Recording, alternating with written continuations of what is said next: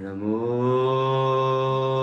अर्हन्ताणं नमो सिद्धाणं नमो आयर्याणं नमो अध्यायाणं नमो लोये सव्साहुणम्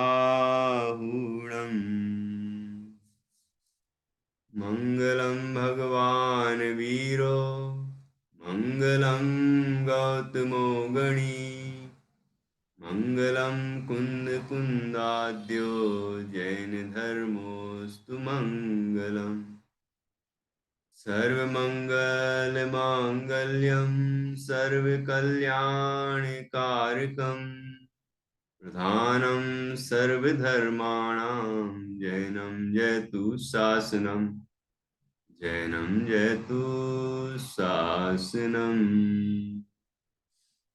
इन्दसद्वन्द्याणं त्रिभुवनहृदमधुरविशदवक्ताणम् अन्तातीतगुणाणं नमो जिणाणं जिद्भवाणम् अभिवन्द्योण शिरसा पुनः कारणं महावीरम् ते सिम्पयत्भङ्गम् मग्गं मोक्षस्य वोच्छामि।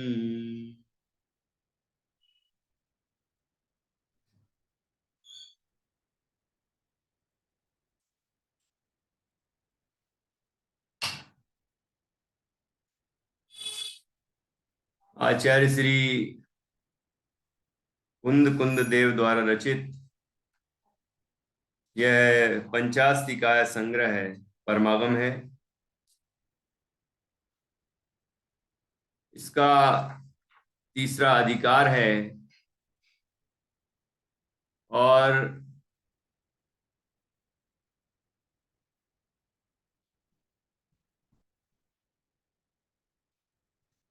यहाँ 172 नंबर की गाथा है। आचार्य जयसेन स्वामी की तात्पर्य समय व्याख्या के अनुसार 180 नंबर की गाथा है। इस गाथा के अंदर आखिरी जो प्रकरण चल रहा है मोक्ष मार्ग, उसका तो निचोड़ है ही, साथ ही पूरे ग्रंथ का तात्पर्य सार इस गाथा के अंदर समाहित हो गया है। हम निरंतर इसकी चर्चा कर रहे हैं और अभी तक हमने ये जाना है कि शुद्धात्मा के निशुद्धात्मा के श्रद्धान ज्ञान और उसमें लीनता रूप जो वास्तविक मोक्ष मार्ग है वही साक्षात मोक्ष मार्ग है। और ऐसे साधक जीव के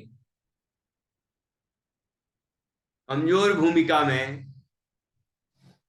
स्वरूप में स्थिरता पूर्ण ना होने से जितनी अस्थिरता है उतना रागांश होता है, और वहां जो रागांश होता है वो अशुभ रूप नहीं होता, अशुभ से बचने के लिए शुभ रूप होता है,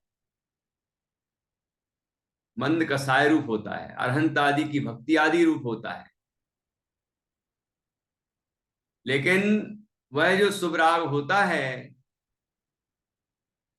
वह मोक्ष के लिए बाधक है, अंतराय स्वरूप है, वह भी अभाव करने योग्य है।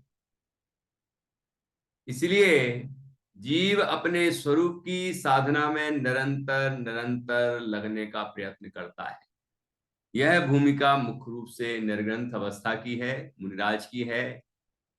उनके ही ऐसा विशेष पुरुषार्थ होता है। और जो जीव अपने स्वरूप में पूर्ण निमग्न हो जाता है और पूर्ण वीतरागता को प्राप्त कर लेता है, उसको निर्वाण की प्राप्ति होती है। वो संसार के समस्त दुखों से मुक्त हो जाता है। वह देवादि गतियां हो या मनुष्य गति में चक्रवर्त आदि पद हो, इनमें जो पुण्य के फल में प्राप्त होने वाले भोग और उनसे होने वाला क्लेश, उससे ही मुक्त हो जाता है। और चारों गतियों में अन्य किसी गति में उत्पन्न होने वाले जो दुख हैं उनसे भी मुक्त हो जाता है। इस तरह चतुर्गति के दुखों से मुक्त होकर मोक्ष की प्राप्ति करता है। चार पुरुषार्थों में मोक्ष पुरुषार्थ ही सर्वोत्कृष्ट बताया गया है। और वह मोक्ष पुरुषार्थ बंध के अभाव रूप होता है। और वह मोक्ष परम वितराग भाव होने पर ही उत्पन्न होता है। ऐसी चर्चा हमने की थी। और साथ ही साधक दशा की बड़ी सुंदर चर्चा की थी। साधक दशा में क्या क्या होता है, देखिए। साधक का यहां अर्थ होता है चौथे गुण स्थान से 12वें गुण स्थान। और यहां विशेष रूप से जो वर्णन है वह है मुनिराज का। तो छठवें गुण स्थान से लेकर आगे 12वें गुण स्थान तक की चर्चा है। वो निर्ग्रंथ मुनिराज जिनने बाहर के समस्त परिग्रहों को छोड़ दिया है, जो समस्त पर पदार्थों से विरक्त हैं और शुद्धात्मा की ओर ही अनुरक्त हैं, उसी तरफ अब उनका उपयोग ढल रहा है। लेकिन जितने अंशों में अपने स्वरूप में स्थिरता नहीं हो पाती, उतने अंशों में स्वरूप में स्थिरता करने के लिए, स्वरूप में स्थिर होने के लिए जो भाव आते हैं, स्वरूप में स्थिर होना शुद्ध भाव है, लेकिन शरीर में स्थिर होने का भाव होना, भावना होना, प्रयत्न होना कि मैं स्वरूप में स्थिर हो जाऊं, यह शुभ भाव है।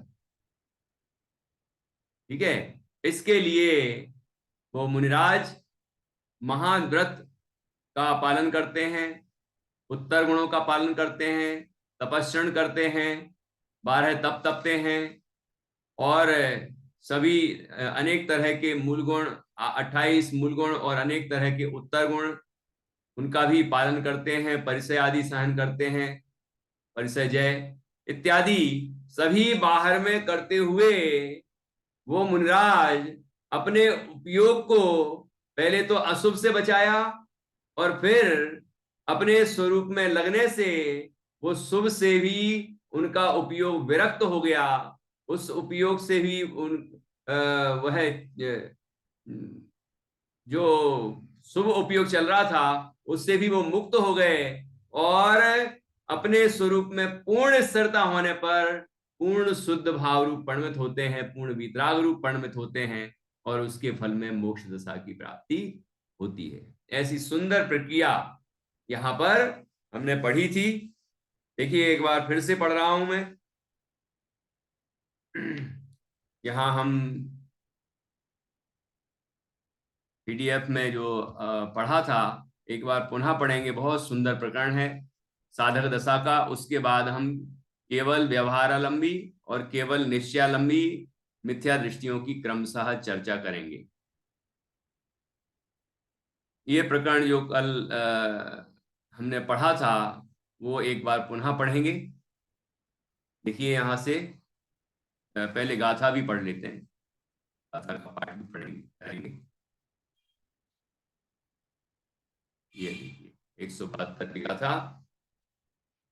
अम्माणि बुद्धि कामो रागम सवत् कुणदुमा किंची सोतेण वीद रागो भव्यो भवसायरम तरदी।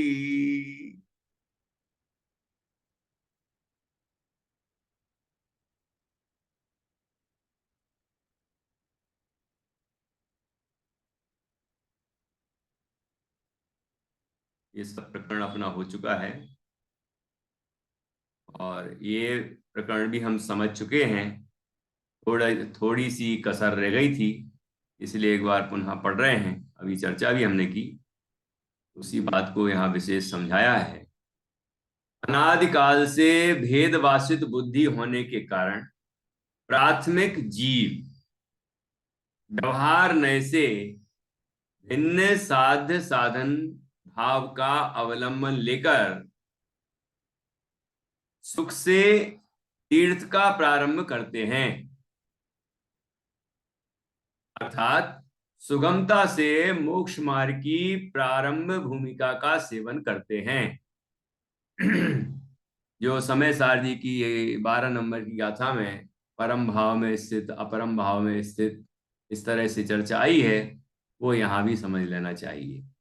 देखिए क्या करते हैं, जैसे कि यह श्रद्धेय है, यह अश्रद्धेय है, यह श्रद्धान करने वाला है और यह श्रद्धान है, 4 बातें हो गई। यह ज्ञेय है, यह अज्ञेय है, यह ज्ञाता है और यह ज्ञान है, ये 4 बातें हो गई। वो श्रद्धान के संबंध में, ये ज्ञान के संबंध में। अब आगे, यह आचरणीय है, यह अनाचरणीय है, यह आचरण करने वाला है और यह आचरण है, ये चारित्र के संबंध में हो गई, है ना, रत्नत्रय हो गए।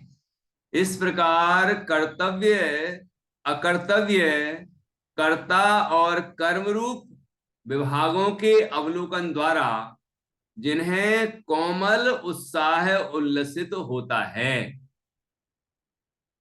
ठीक है, वो अपने स्वरूप में पूर्ण स्थिर नहीं हो पा रहे हैं, इतना अपूर्व पुरुषार्थ नहीं हो पा रहा है, इसलिए वे जो रत्नत्रय का व्यवहार पक्ष है उसका अवलंबन लेते हैं।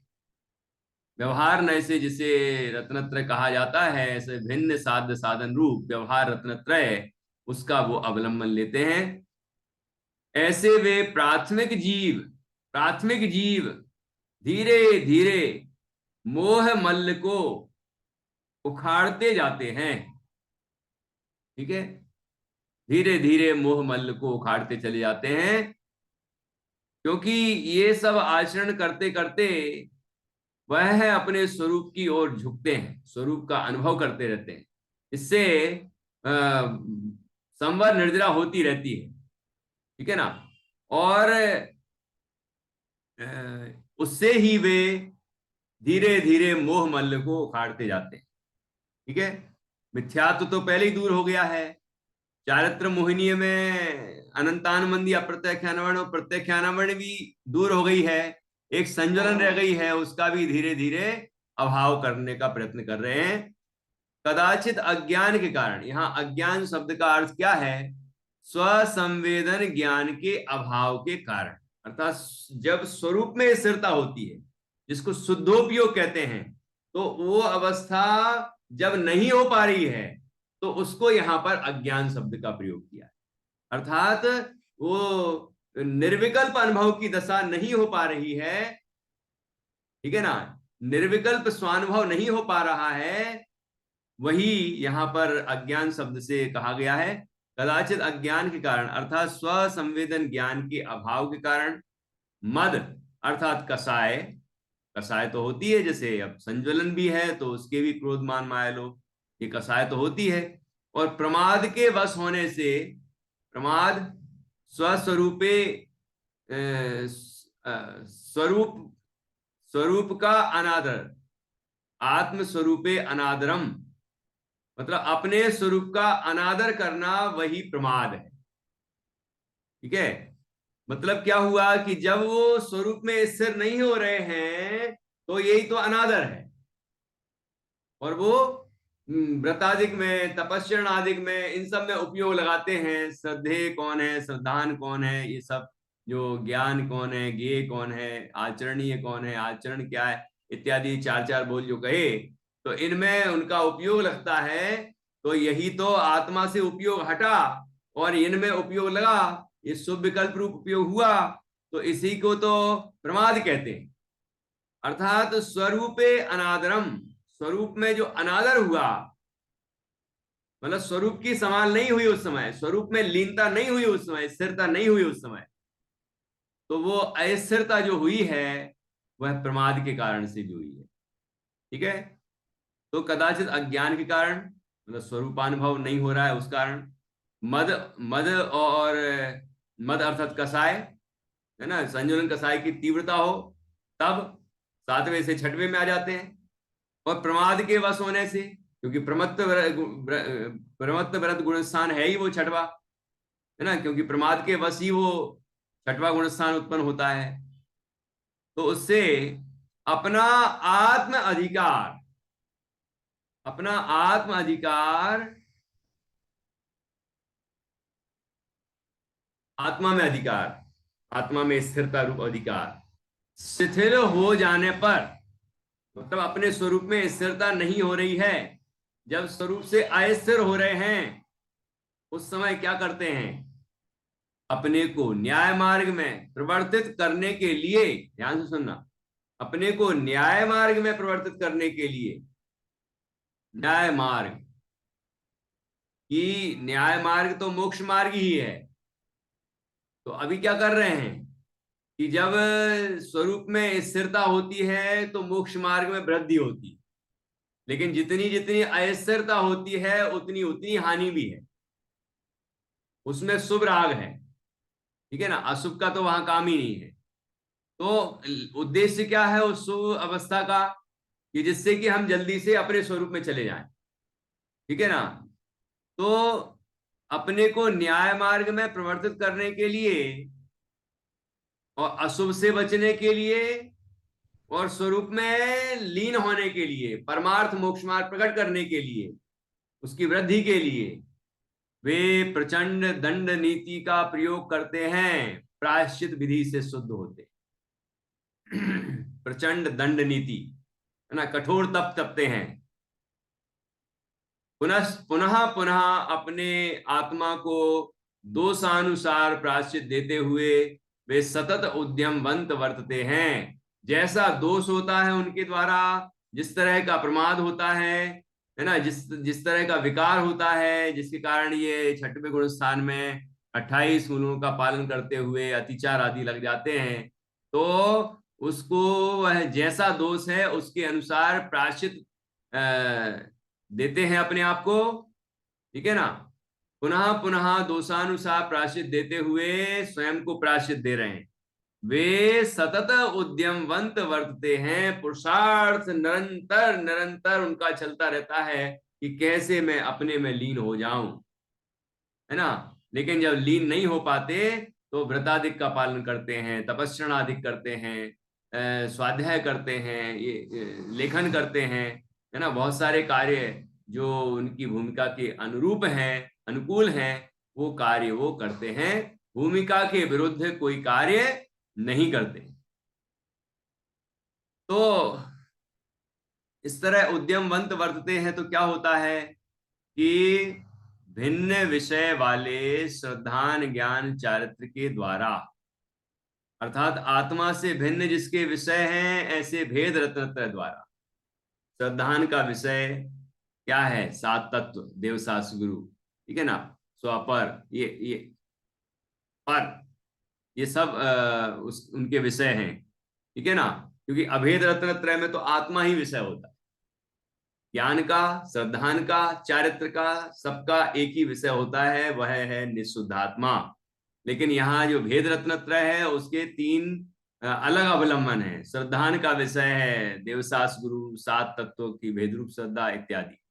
ज्ञान का विषय है जो जिनागम के अनुसार प्रतिपादित तत्व ज्ञान है वह, है ना, द्वादशांग का सारभूत ज्ञान।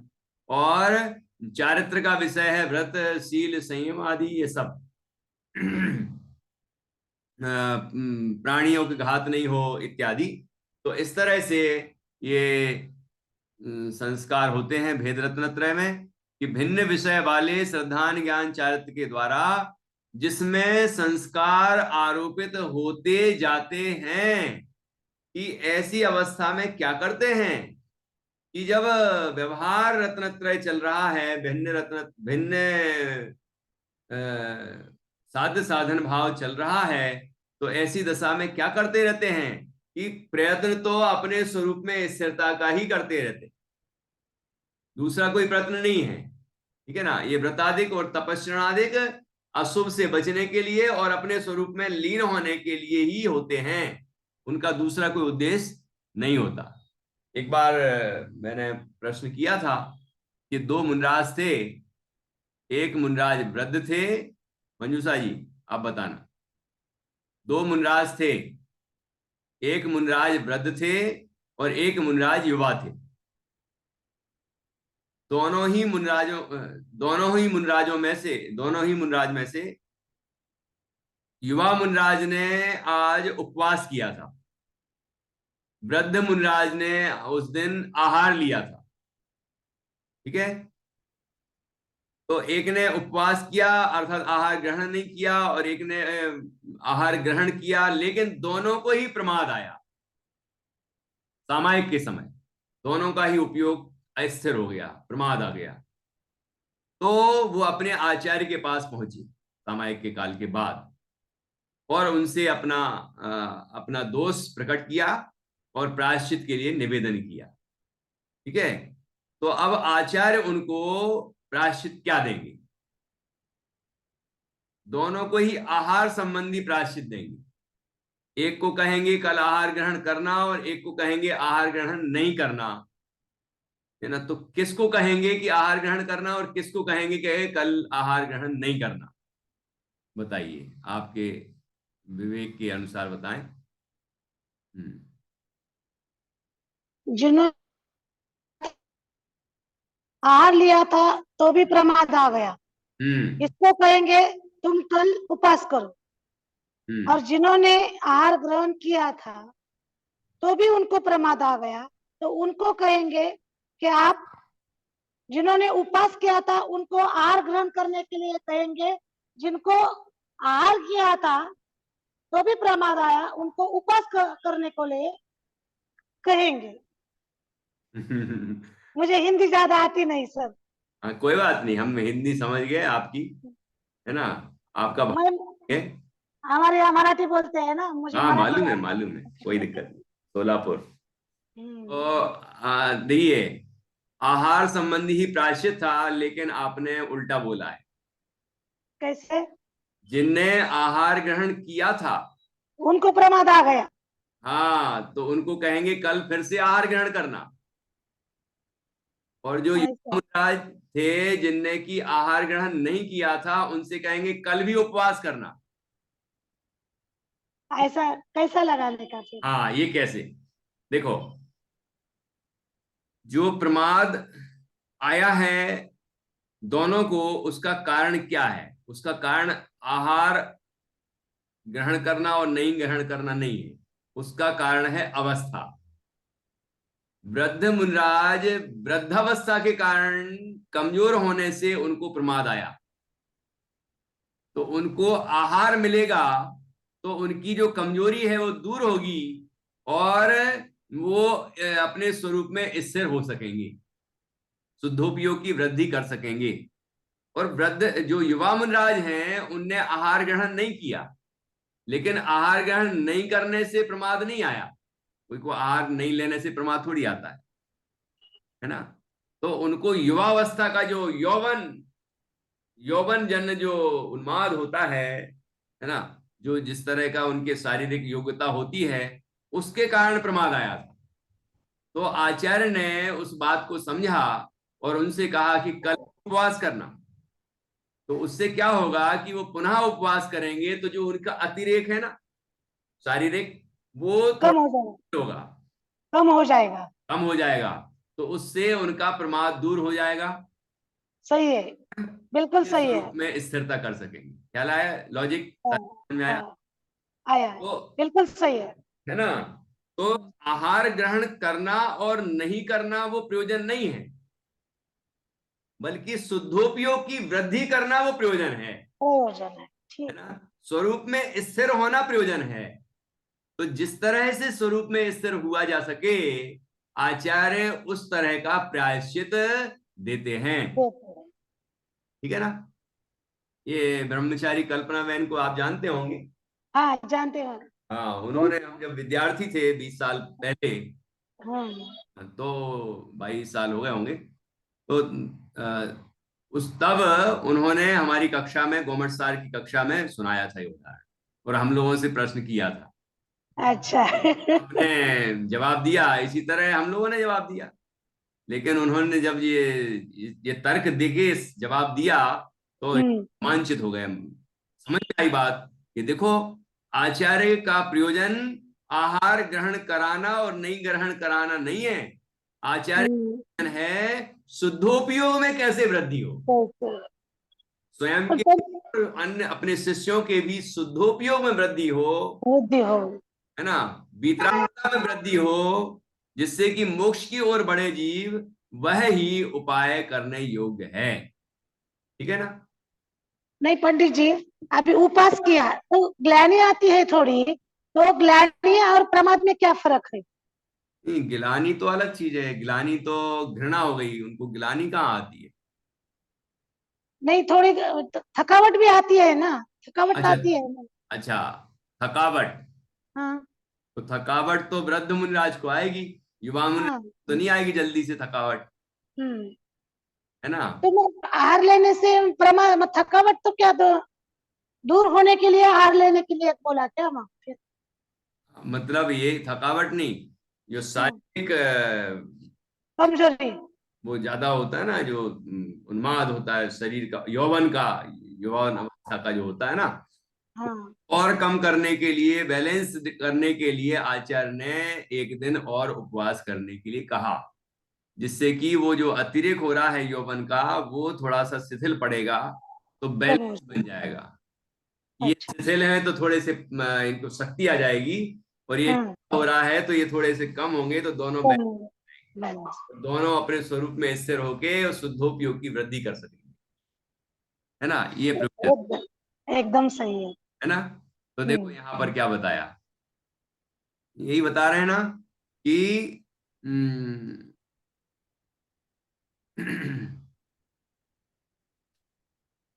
शिथिल हो जाने पर आया था ना ऊपर से, हाँ। कदाचित अज्ञान के कारण, मद और प्रमाद के वश होने से, अपना आत्म अधिकार शिथिल हो जाने पर, मतलब आत्मा में स्थिरता शिथिल हो जाने पर, अस्थिरता हो जाने पर, अपने को न्याय मार्ग में प्रवर्तित करने के लिए वे प्रचंड दंड नीति का प्रयोग प्रयोग करते करते हैं। हैं। पुनः पुनः अपने आत्मा को दोषानुसार प्रायश्चित देते हुए वे सतत उद्यमवंत वर्तते हैं, पुरुषार्थ करते रहते हैं, लगातार प्रयत्न करते रहते हैं। फिर तो कभी सातवां गुण स्थान, तो फिर कभी छठवां गुण स्थान, सातवां गुण स्थान, छठवां गुण स्थान, सातवां गुण स्थान, छठवां गुण स्थान, ऐसा करते करते करते करते क्या होता है फिर आगे, और भिन्न विषय वाले श्रद्धान ज्ञान चारित्र के द्वारा, अर्थात आत्मा से भिन्न जिसके विषय हैं ऐसे भेद रत्न द्वारा, अभी बताया था ना, आत्मा से भिन्न कैसे विषय हैं इनके, भिन्न, ये भिन्न साधन रूप कहो, या भेद रत्नत्रय कहो, या व्यवहार रत्नत्रय कहो, तो उनके जो विषय हैं वो भिन्न होते हैं, आत्मा से भिन्न होते हैं। ठीक है, श्रद्धान का विषय सात तत्व हैं, देवसास गुरु हैं, ज्ञान का विषय जिनागम में कथित तत्व ज्ञान है, और चारित्र का विषय वह व्रत शील संयमादि तपस्रणादिक हैं। तो इस तरह वो आत्मा से भिन्न विषय हैं, और निश्चय रत्नत्रय के विषय आत्मा ही है। श्रद्धान का विषय शुद्धात्मा, अपने आत्मा का श्रद्धान है, ज्ञान का विषय आत्मा, आत्मा का ज्ञान, और चारित्र का विषय आत्मा, आत्मा में ही लीनता। ठीक है, तो तीनों में अभेद रत्नत्रय, निश्चय रत्नत्रय, जिस जो साक्षात मोक्ष मार्ग है उसका, उसके जो विषय हैं वो एक शुद्धात्मा ही होता है। ठीक है ना।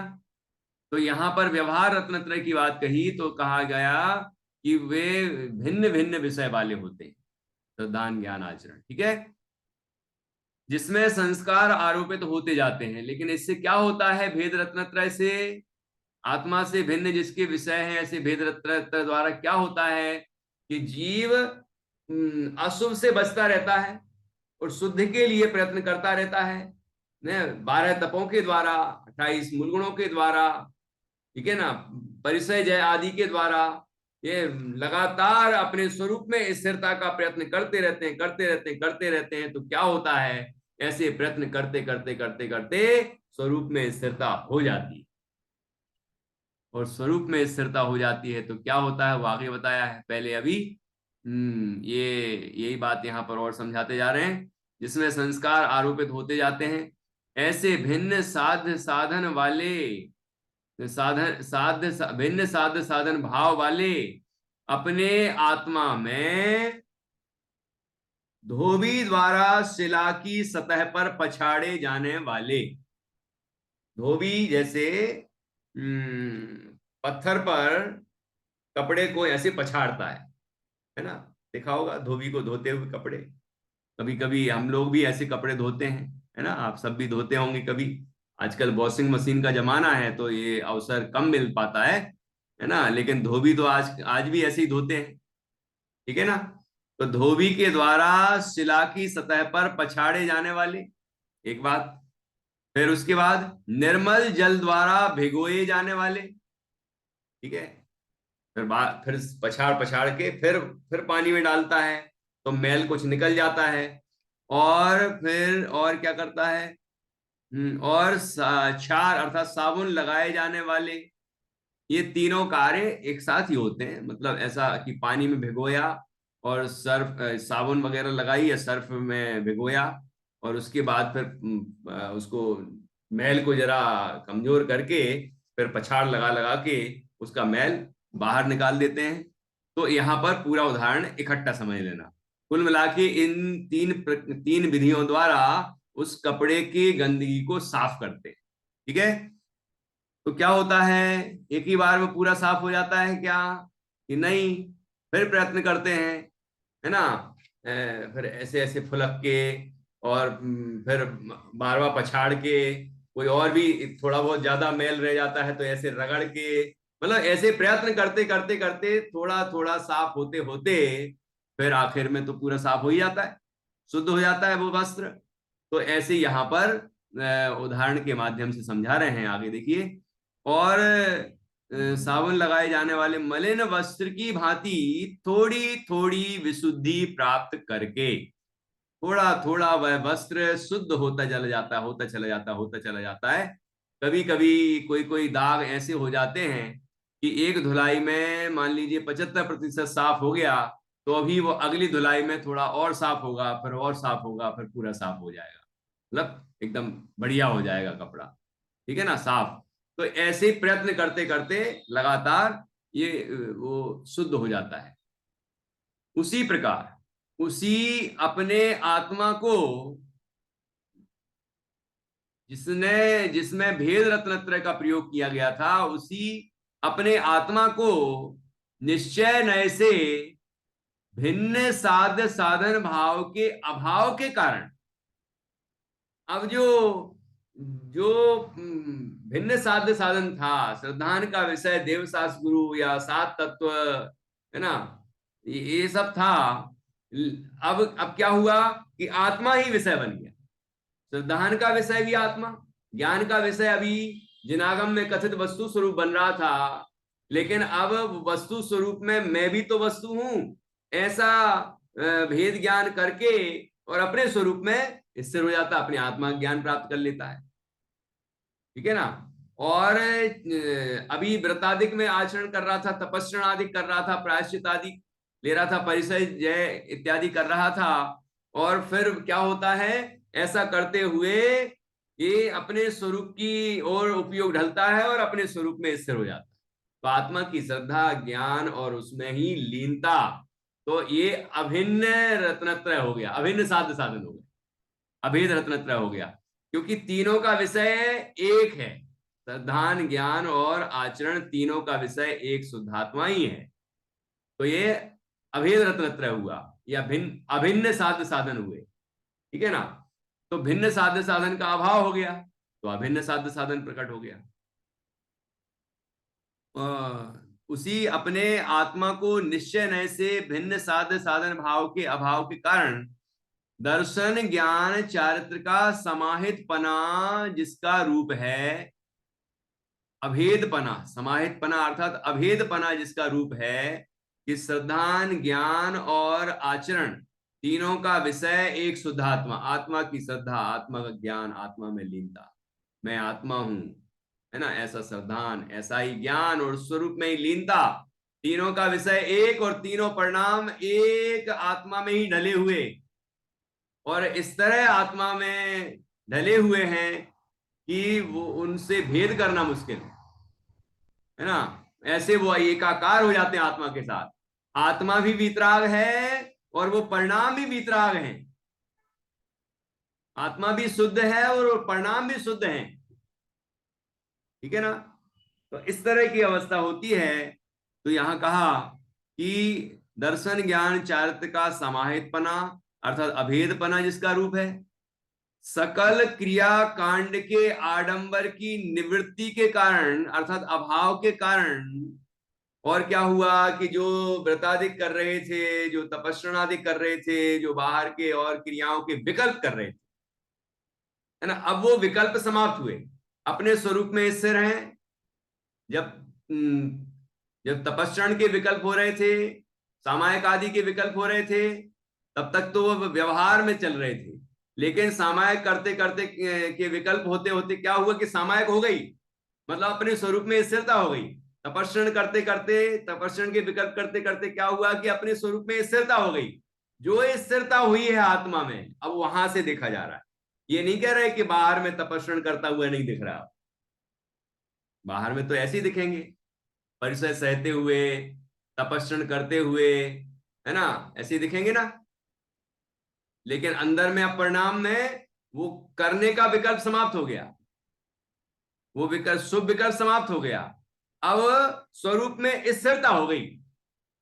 तो जो स्वरूप में स्थिरता हुई, तो इसीलिए कहा यहां सकल क्रिया कांड के आडंबर की निवृत्ति के कारण, कि क्रिया कांड का कोई विकल्प नहीं रहा, बाहर में वैसे ही निर्ग्रंथ हैं, वैसे ही वह स्वरूप में ध्यान लगाए हुए हैं, वहां की बाहर की ध्यान मुद्रा दिख रही है ना, और कोई उपसर्ग परिचय वगैरह आ रहा होगा तो उसको भी सह रहे हैं, क्योंकि वहां पर उपयोग ही नहीं है, उनका उपयोग तो आत्मा में लीन हो गया। तो बाहर की अवस्थाएं तो हैं जो कई व्यवहार रत्नत्रय में, लेकिन विकल्प समाप्त हो गया, और विकल्प में विकल्प समाप्त होने पर अपने स्वरूप की स्थिरता हो रही, स्वरूप की अनुभूति हो रही, निर्विकल्प अनुभव हो रहा है, ठीक है। इसीलिए यहां कहा कि सकल क्रिया कांड के आडंबर की निवृत्ति कारण अर्थात अभाव कारण, जो निस्तरंग परम चैतन्यशाली है, निस्तरंग, जो चंचलता हो रही थी, पर लक्ष्य हो रहा था बार बार, वो लक्ष्य समाप्त हो गया।